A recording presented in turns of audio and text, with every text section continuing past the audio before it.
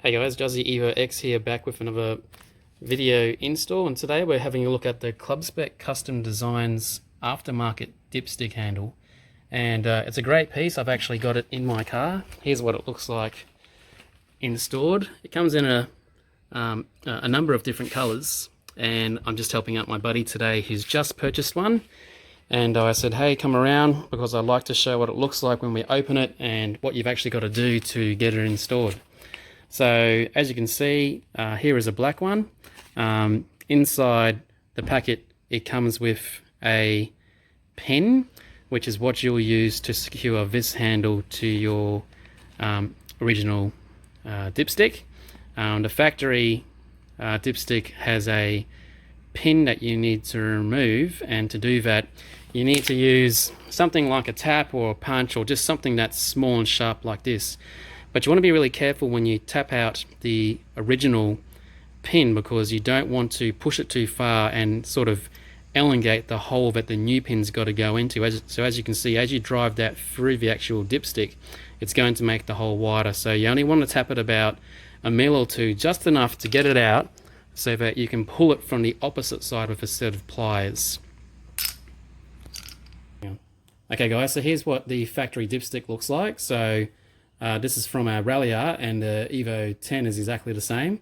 So as you can see here, this is the stock hollow cylinder type pin that's in there, and you've got to actually tap that out. But when you tap it, you don't want to go too far, particularly with a sort of nose cone shaped pin, because if you do drive that too far into there, you'll actually widen the hole too much, and then the new pin that comes from Spec Customs won't fit in there tight. So one day you'll go to pull out the dipstick from your engine, and the handle itself will just come loose. So here's a comparison of what the old one looks like to the new one. I know there's such a dramatic increase in visual appeal for sure. Just turning them around, that's the thickness of it. And there's the other side. So mine looked exactly like this. It was white, it was pretty worn, and yeah, neat way to clean up the engine bay. So if we look really close, I hope you can see that, there is a tiny hollow cylinder in there, and I'm just going to tap it a very short bit, just a mil or two, just enough so I can get it out on the other side, and then use pliers to pull that through. Let's get you to...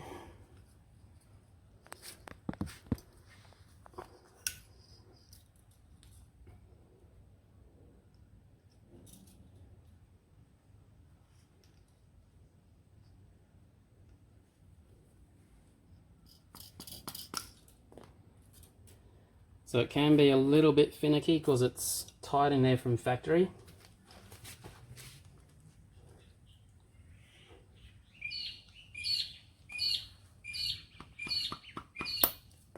There you go.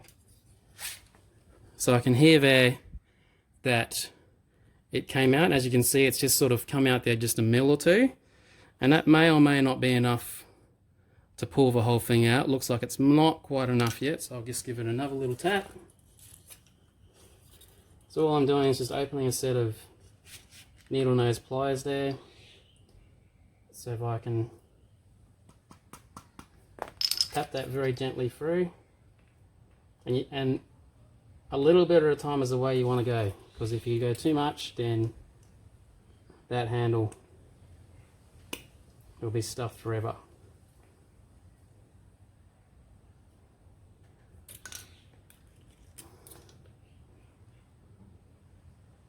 You may even have a punch that's totally flat.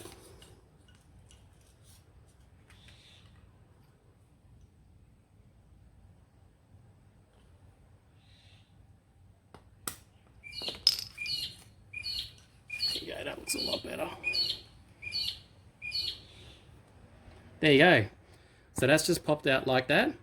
So I'm just going to very carefully put that on the floor there, because you'll want to keep that with all your spare parts in case you revert the car back to stock, or you're just selling a part. And I'm just very gently pulling that out, so that no longer gets used anymore. I just wanted to show you how that compares to the new item.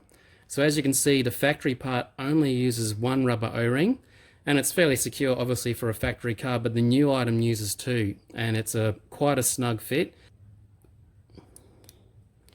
So you just want to get that through with your hand at first, and then once you've got it as far as you can go with your hand, you can gently tap that with the hammer so that it goes through. Right down here.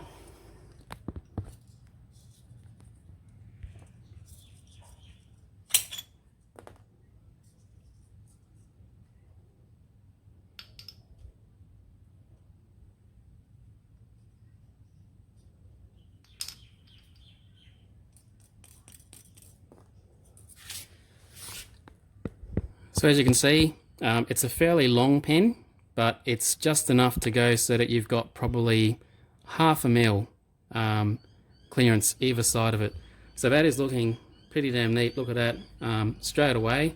So that's all there is to actually installing this part. You don't need to do anything at all. Simply just pop it back down into the dipstick tube and away you go. I'll be releasing a part 2 to this video showing the actual dipstick stopper at a later stage, but for now this is all I've been running, and I'm sure that you'll be happy with it as well. If you want to buy it or you want to take a look, you can have a look at the Club Spec Chicago Customs website, or in this case it was actually purchased through Alan and Keith at AK Racing. Thanks for watching and hope you have a great day.